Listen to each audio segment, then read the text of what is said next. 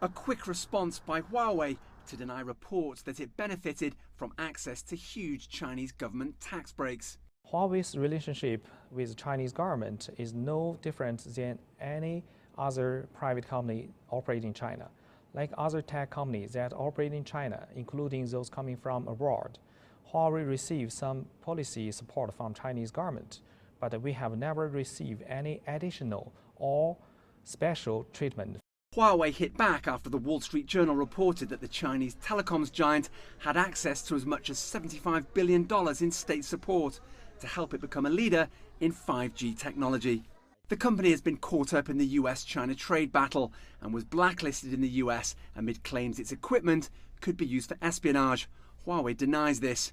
The company says it receives some support for research and development, amounting to less than 0.2% of last year's revenue, support that any Chinese tech company can apply for. Over the past 32 years, we have invested 10 to 15% of our annual revenue into R&D.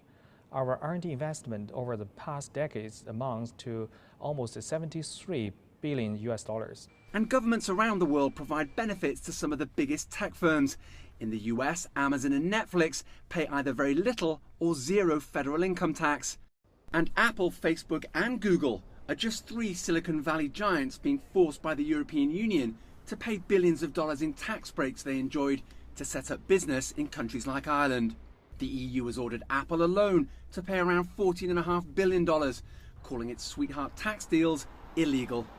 And until the trade battle erupted, even Huawei was allowed to tap a US government subsidy program to improve broadband internet in rural areas. I think the difference is how it's become politicized.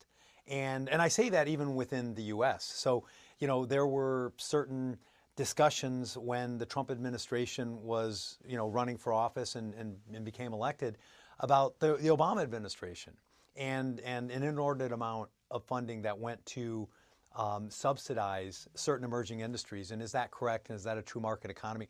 And ultimately, there is a referee for disputes about allegedly unfair subsidies, the World Trade Organization, which has rules on what is and isn't allowed. Owen, Fairclough, CGTN.